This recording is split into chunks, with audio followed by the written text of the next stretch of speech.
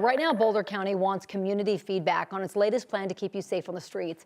Vision Zero is a strategy to eliminate all serious injury and fatal traffic crashes. Yeah, that's new this morning. 9 News reporter Courtney Yoon is live in Boulder County right now. Courtney, you are near a construction project that's on the county's list of dangerous streets in need of safety improvements.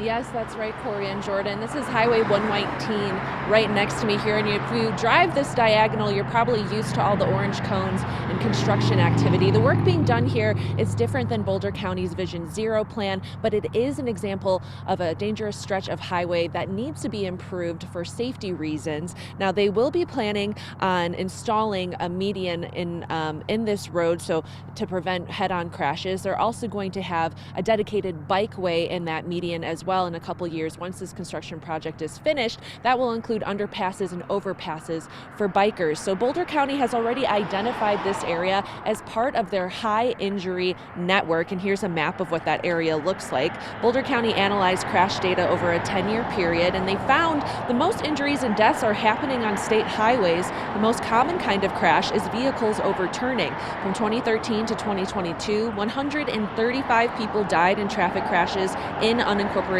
Boulder County, with the number of fatalities increasing since 2020. 36% of crashes involved a single vehicle, and the next most common type involved bicycles. Right now, Boulder County is finalizing its Vision Zero plan. It's asking the community for input. Some of their safety solutions include putting in roundabouts, rumble strips, bicycle safety improvements, and red light cameras. Median barriers can help prevent head-on crashes. Protected left turn phasing can help prevent the left turn crashes, right? And so we're bringing those out to the community and explaining a little bit about them and why we're proposing to have them in our toolbox, and then asking, what do you think? There are 2 surveys available that you can fill out right now if you're interested in contributing to this. There's one for unincorporated Boulder County and also the city of Lafayette. You can find all of those links and information on our website, 9news.com. Boulder County is still finalizing these plans, and your feedback is highly encouraged. Live in Boulder County, Courtney Yoon, 9 News. Courtney, thank you. If you're planning on heading up to the mountains anytime soon, heads up, Colorado State Patrol is launching a weekly I-70 chain law enforcement operation, and they start this week. CSP has consistently implemented chain checks at ports of entry, active chain-up stations, and daily roadside contacts. Now more extra law enforcement is joining in that effort, doing proactive chain carry checks along the I-70 mountain corridor.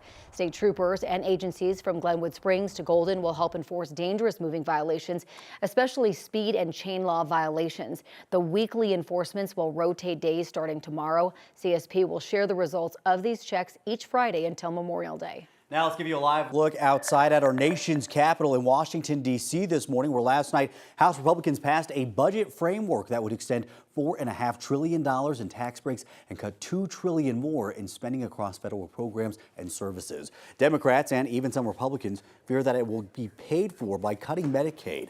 All but one Republican, Representative Thomas Massey of Kentucky, voted for it. All Democrats voted against it. That includes Colorado's Democratic Congresswoman Brittany Pedersen, who flew to Washington with her 1-month-old son. Republicans have denied a bipartisan push to allow new moms in Congress to vote remotely. The vote was just one step in a long, complicated process. Both the House and Senate have to adopt the same resolution before committees can craft a massive bill. Only after both chambers have passed it can it head to President Trump's desk.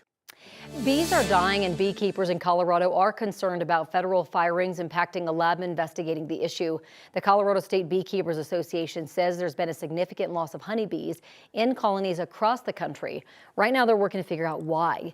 Emergency samples are under review at a lab in Maryland, but the organization says that lab lost a critical member in the federal firings. So they sent a letter to lawmakers at the state and federal levels expressing their concern.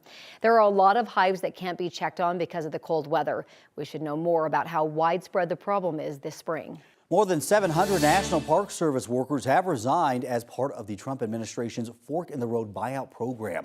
This is according to an internal memo NBC News obtained. That is on top of the 1,000 probationary staffers who were fired earlier this month. Those workers maintained and cleaned parks, educated visitors, and performed other functions.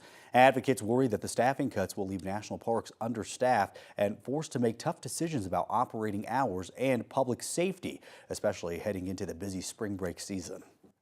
New this morning, the U.S. and Ukraine have agreed to terms on natural resources and a reconstruction deal. That comes after tensions between Presidents Trump and Zelensky. Negotiations have been ongoing for days. The deal could grant the U.S. access to Ukraine's rare earth minerals as part of a wider negotiation to end Russia's invasion, as well as U.S. involvement in a reconstruction fund for Ukraine.